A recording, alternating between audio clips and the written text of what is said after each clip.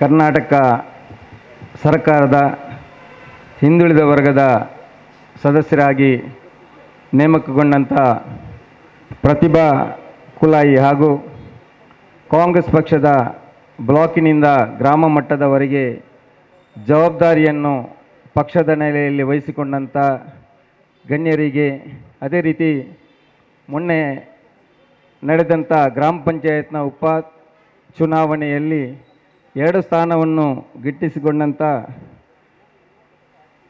ಪಕ್ಷದ ಗ್ರಾಮ ಪಂಚಾಯತ್ ಸದಸ್ಯರಿಗೆ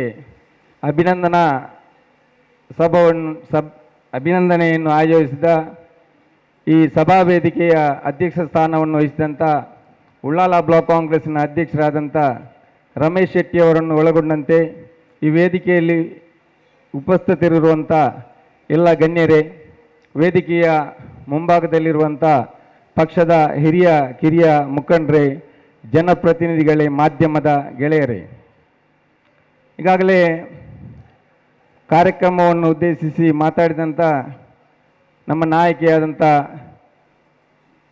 ಶಕುಂತಲಾ ಶೆಟ್ಟಿ ಮತ್ತು ಪದ್ಮರಾಜ್ ಪೂಜಾರಿ ಅವರು ಜವಾಬ್ದಾರಿಯ ಬಗ್ಗೆ ಮತ್ತು ಪಕ್ಷದ ಉಳಿವಿಗಾಗಿ ನಾವೆಲ್ಲರೂ ಕೈಗೊಳ್ಳಬೇಕಾದಂಥ ಕರ್ತವ್ಯಗಳ ಬಗ್ಗೆ ಚುಟುಕಾಗಿ ನಮಗೆ ಹೇಳಿಕೊಟ್ಟಿದ್ದಾರೆ. ನಾನು ಈ ಸಂದರ್ಭದಲ್ಲಿ ಹೇಳುವುದಿಷ್ಟೇ,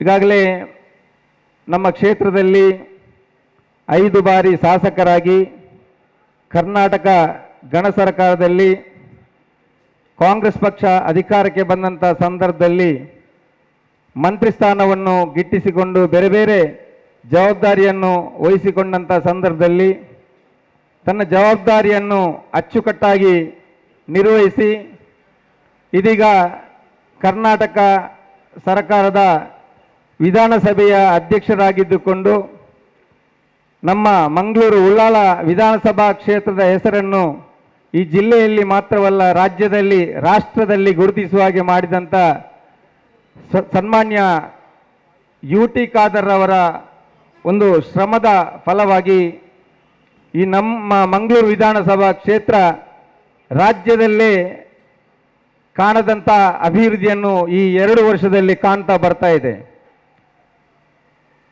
ಇದರಿಂದಾಗಿ ನಮ್ಮ ಕಾರ್ಯಕರ್ತರಿಗೆ ಬೂತ್ ಮಟ್ಟದಲ್ಲಿ, ಗ್ರಾಮ ಮಟ್ಟದಲ್ಲಿ, ನಮ್ಮ ಕ್ಷೇತ್ರ ಮಟ್ಟದಲ್ಲಿ ಕೆಲಸ ಕಾರ್ಯಗಳನ್ನು ನಿರ್ವಹಿಸಲು ಬಹಳ ಸುಲಭವಾಗ್ತದೆ. ಈಗಾಗಲೇ ನಮ್ಮ ಶಕುಂತಲಾ ಶೆಟ್ಟಿ ಅವರು, ನಮ್ಮ ಮಾಜಿ MLA ಅವರು ಹೇಳಿದರು, ಪಕ್ಷದಲ್ಲಿ ಹಲವಾರು ವರ್ಷಗಳಿಂದ ನಾವು ನೋಡಿದ ಹಾಗೆ ಇಲ್ಲಿ 40 ವರ್ಷಗಳಿಂದಲೂ ಕೂಡ ದುಡಿದಂಥ ಕಾರ್ಯಕರ್ತರು ನಮ್ಮ ಈ ಒಂದು ವೇದಿಕೆಯಲ್ಲಿ, ನಮ್ಮ ಸಭೆಯಲ್ಲಿ ಇದ್ದಾರೆ. ಆದರೆ 40 ವರ್ಷಗಳಿಂದ ದುಡಿದರೂ ಕೂಡ ಪಕ್ಷದಲ್ಲಿ ಸಣ್ಣ ನಾಮನಿರ್ದೇಶನ ಸದಸ್ಯ ಸ್ಥಾನ ಸಿಗದವರು ಕೂಡ ಇದ್ದಾರೆ. ಆದರೂ ಕೂಡ ಅಂದಿನಿಂದ ಇಂದಿನವರೆಗೆ ಪಕ್ಷಕ್ಕೆ ಚ್ಯುತಿ ಬರುವಂಥ ಯಾವುದೇ ಕೆಲಸವನ್ನು ಮಾಡಲಿಲ್ಲ ಅವರು.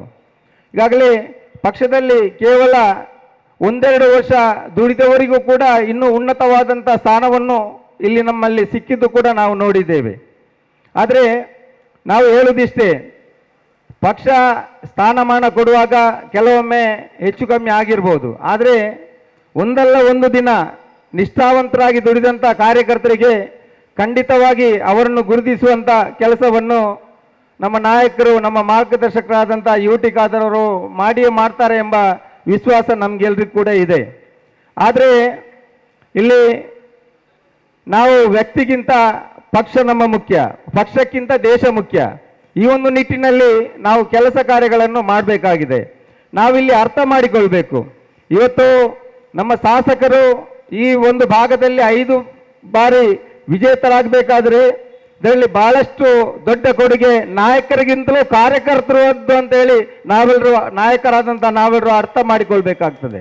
ಯಾವತ್ತು ಕಾರ್ಯಕರ್ತರು ಪಕ್ಷಕ್ಕಾಗಿ ನಿಷ್ಠಾವಂತರಾಗಿ ದುಡಿಯುವುದಿಲ್ಲ, ಅವತ್ತು ನಾವು ಬೂತ್ ಮಟ್ಟದಿಂದ ದೇಶ ಮಟ್ಟದವರೆಗೂ ಕೂಡ ನಮ್ಮ ಪಕ್ಷ ಸೋತದ್ದನ್ನು ನಾವು ನೋಡಿದ್ದೇವೆ.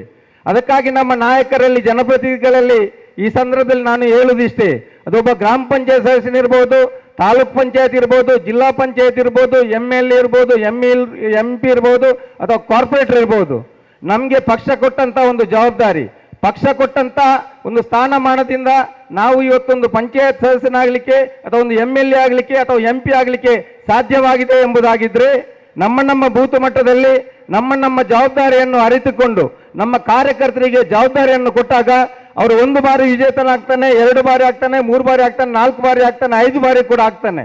ಅದಕ್ಕೆ ಕಾರಣ ಇಲ್ಲಿ ನಾವು ನೋಡಬೇಕಾದ್ರೆ ನಮ್ಮ ಮುಂದೆ ಇರುವಂತಹ ನಿದರ್ಶನ ಸನ್ಮಾನ್ಯ UT ಖಾದರ್ ಅವರು.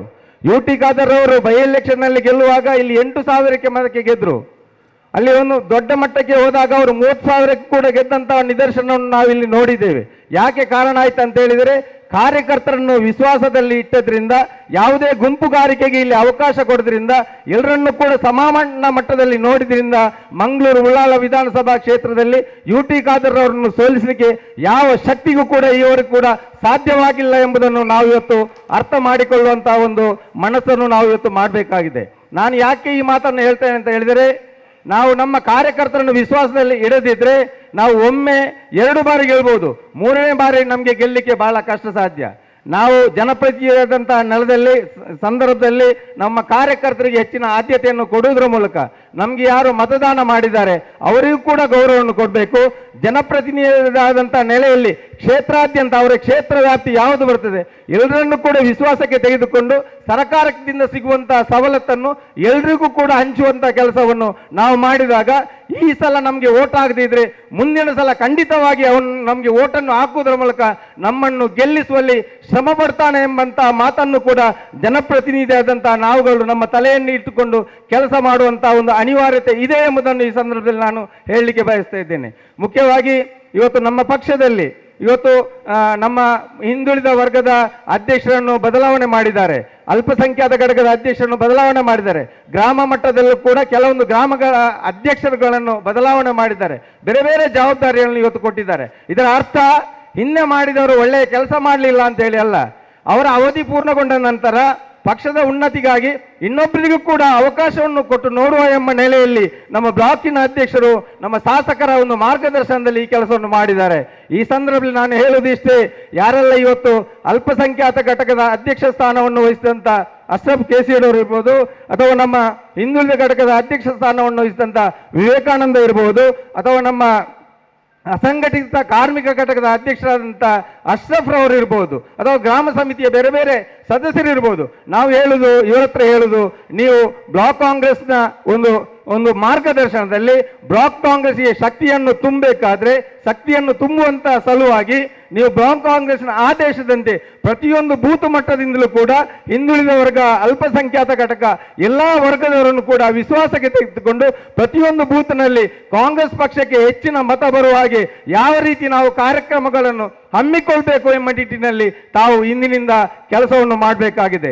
ನಿಮ್ಗೆ ಇವತ್ತು ಅವಕಾಶ ಸಿಕ್ಕಿರಬಹುದು, ಇದನ್ನು ನೀವು ನಿಮ್ಗೆ ಇವತ್ತು ಸನ್ಮಾನ ಮಾಡಬಹುದು. ಸನ್ಮಾನ ಸಿಕ್ಕಿದಂತ ಈ ಸಂದರ್ಭದಲ್ಲಿ ನಿಮ್ಮ ಜವಾಬ್ದಾರಿಯನ್ನು ಹೆಚ್ಚಿಸಲು ಈ ಸನ್ಮಾನವನ್ನು ಮಾಡಿದ್ದಾರೆ ಎಂಬುದಾಗಿ ತಾವು ಭಾವಿಸಿಕೊಂಡು ಇಂದಿನಿಂದ ತಮ್ಮ ಕರ್ತವ್ಯದಲ್ಲಿ ತಾವು ತೊಡಗಿಸಿಕೊಳ್ಬೇಕು ಎಂಬ ಮಾತನ್ನು ಈ ಸಂದರ್ಭದಲ್ಲಿ ನಾನು ಹೇಳಿ ಬಯಸ್ತಾ ಇದ್ದೇನೆ. ಮೊನ್ನೆ ಗ್ರಾಮ ಪಂಚಾಯತ್ 1 ತಿಂಗಳ ಹಿಂದೆ 2 ಗ್ರಾಮ ಪಂಚಾಯತಿ ನಮ್ಮ ಕ್ಷೇತ್ರದಲ್ಲಿ ಉಪಚುನಾವಣೆ ಆಯಿತು. ನಮ್ಮ ಬ್ಲಾಕಿನಲ್ಲಿ ಅದು 1 ಸ್ಥಾನ ಮುನ್ನೂರಿನಲ್ಲಿ, 1 ಸ್ಥಾನ ಕಿನ್ಯದಲ್ಲಿ, 2 ಜಾಗದಲ್ಲೂ ಕೂಡ ನನಗೆ ಇನ್ಚಾರ್ಜ್ ಹಾಕಿದ್ರು. 2 ಕಡೆಗೂ ಕೂಡ ಹೋಗಿದೆ. ಅದರಲ್ಲಿ ಕಿನ್ಯದಲ್ಲಿ ಅವರನ್ನು ಎಲ್ಲರೂ ಕೂಡ ಒಗ್ಗೂಡಿಸಿಕೊಂಡು ಯಾವ ರೀತಿ ನಾವು ಚುನಾವಣೆಯನ್ನು ಎದುರಿಸಬೇಕು ಎಂಬಂತ ಮಾರ್ಗದರ್ಶನ ಕೊಟ್ಟುಕೊಳ್ಳುವ ಮೂಲಕ ಕಿನ್ಯ ವಾರ್ಡ್ನಲ್ಲಿ ನಾವು 500ರಷ್ಟು ಮತದ ಮೂಲಕ ಆ ಸ್ಥಾನವನ್ನು ಗೆಲ್ಲುವಂತಾಯಿತು.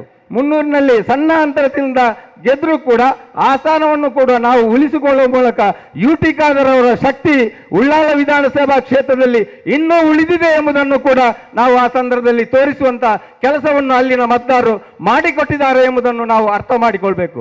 ಈ ಮಾತನ್ನು ನಾನು ಯಾಕೆ ಹೇಳ್ತಾ ಇದ್ದೇನೆ ಅಂತ ಹೇಳಿದರೆ, ಅತಿ ಶೀಘ್ರದಲ್ಲಿ ತಾಲೂಕ್ ಪಂಚಾಯತಿಗೆ ಚುನಾವಣೆ ಬರ್ತದೆ, ಜಿಲ್ಲಾ ಪಂಚಾಯತಿಗೆ ಚುನಾವಣೆ ಬರ್ತದೆ, ನಗರ ಪಂಚಾಯತಿಗೆ ಚುನಾವಣೆ ಬರ್ತದೆ.